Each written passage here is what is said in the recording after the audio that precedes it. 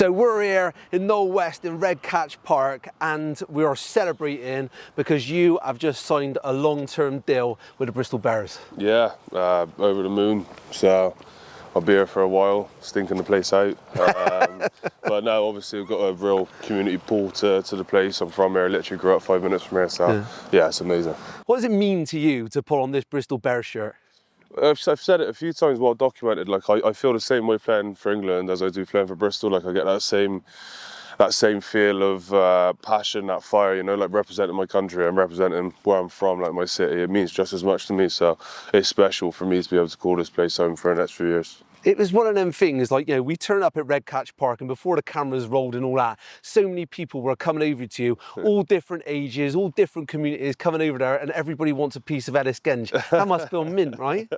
Yeah, it's tough, isn't it? Because like some of the people who come over, I think, you see me do some interesting things when I was younger. So it's you never know where the conversation's going to go, but usually it's always a well done, fair play, you did it sort of thing. So, well, mate, you've made some incredible life choices later in life for sure. I mean, England captain. Like, did a young 10-year-old, 11-year-old Ellis Genge ever think that something like that was going to be possible? No.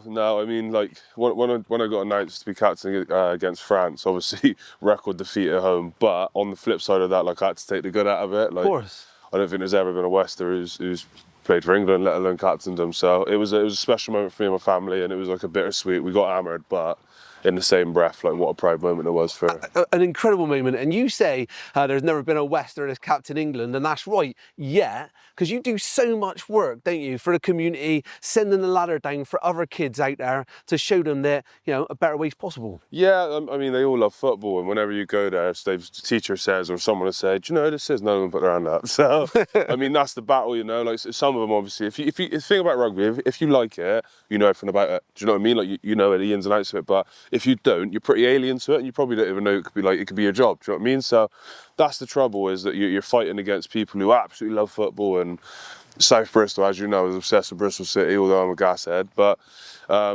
is that what's put a fire in your belly then? Being a gashead from Knowle West must have been a bit of lonely growing up, no? Well, I just kept it quiet, to be honest. My old man Good for you. Yeah, he used to take me at the Meb, and weirdly enough, I guess, because Bristol used to play at the Memorial Ground, that was probably actually what sort of helped us fall into rugby. Do you know what I mean? Like going out there and watching the football and being like, oh, the rugby player as well. Yeah. So like I caught a few rugby games when I was growing up. I wasn't like a Bristol rugby supporter, so to speak, but they were actually half about. And it's interesting that supporting the football whilst the rugby was there, then when I started playing for them, they moved to BS3, which is obviously out the road. So it's weird how it all falls into place, isn't it?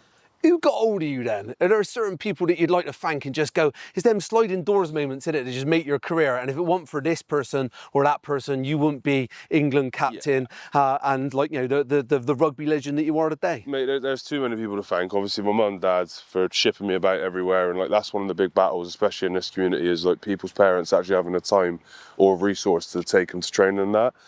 Everyone got their own commitments, haven't they? Then Matt Clark, my club coach, he lives out in Blagdon way now, not too far from me, but what a legend of a man he is. I did some dry lining with him when I was 16. Yeah? Took me on my first summer job, like proper bloke. Alan Martinovich, obviously at Hartbury, he gave me the scholarship, took me out there, and that was obviously what got me spotted by the England lot. So there's so many people that you could thank, and to be honest, like, what I look back on now, and when I go into the schools and now and I speak to all these kids, what I didn't see at the time is teachers are trying to help you as well. Yeah. And all these people that are literally coming in every day, got their own stuff going on at home, they actually want you to succeed. And like, you don't see it at the time because you're a delinquent, but like as you grow up and you get older and you look back and you reflect, you meet them and you actually think, God, you were really trying to help me. A newfound respect for the teaching profession as you got older then. 100%, yeah, 100%. He's getting G-Mello in. Don't get me wrong, I'd never be a teacher, but yeah, no, I have got a newfound respect for teachers and schools and everything they do. I go in now and like the way they, having kids myself, the way I see them tee it up and make their day and make them like all happy, and it is like heartwarming. Let's talk about Bristol then. I mean, you've signed for a reason. A, you're a proud Bristolian, but B, you're obviously very excited about the direction the club's going in. Yeah, I mean, like you only got to come to training grounds to see like the facilities and the people and some of the players that they brought in when I was coming, like Semir Adrada, Charles Piatau, these like absolute world beaters in their own right. Like these are the best players in the world. So the club's obviously got like mad ambition. Steve Lansdowne, he's a proud Bristolian himself. So he wants to have trophies in the city. And when I speak to him, that's what he said. He said, I want to win. Well, good, so do I. Yeah. So we're on the same page, and I won a trophy with Leicester the season I left. Obviously, it's not been too good with Bristol the last few years, but what I will say is that 2 years before we won the Prem with Leicester, we were 11th.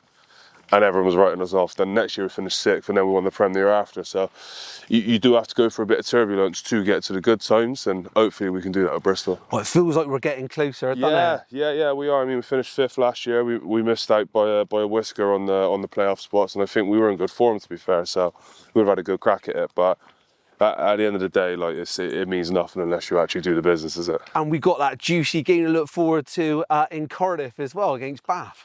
Yeah, that's the important one, isn't it? And then we got Newcastle tomorrow, a bit of a different one. Yeah. Fly out there, and then obviously the Gloucester home derby next week. So it's look, I'm excited. That's one of the things as well. Like that Bath fixture for me is the most important game of the year. But you think you got Bath, you got Exeter in the southwest, you got Gloucester as a derby as well. Like there's so many good fixtures to play when you're at this club, and they all mean so much. And I think everyone got a bit of a bad taste in their mouth about Bristol as well with the way we chuck it about. So it is nice, and you sort of feel that when you're playing.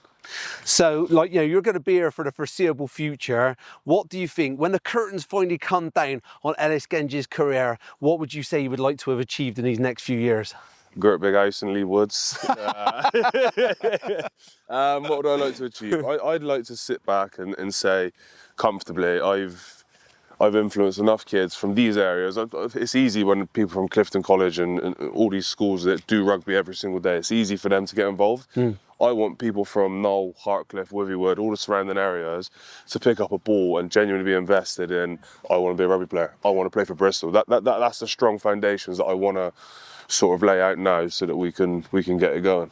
Do you know what? Hillcrest School in Totterdown have got, like, they've just named a class after you. It's the school that my son goes to, and it was like Beatlemania in there when you come down there. Everyone was so excited. There was one kid come out, and his dad went, Ellis Genge just signed literally everything that he's possibly got. I don't know if he's bunged it all on eBay or whatever, but that must mean so much to you. It was amazing. I was getting a bit of trouble with their teachers as well, because they all come up with their jumpers and that, and they're like, you sign? I say, of course I can. And they got all right, they get us a bollocking. But look, it's amazing for me, and like to see local communities like that being inspired by something that obviously I do every day. I do it every day. It's my job. So for them to see it as the coolest thing in the world at that moment in time, that's what gets me out of bed in the morning. That's why I want to play rugby for Bristol, and hopefully, as I said before, we can get one more person from that community playing for Bristol one day. Joe, you're an amazing role model for Bristol, mate, and we are all so happy to have you here for the foreseeable future. Ellis Genge, an absolute pleasure, my friend. Same, mate.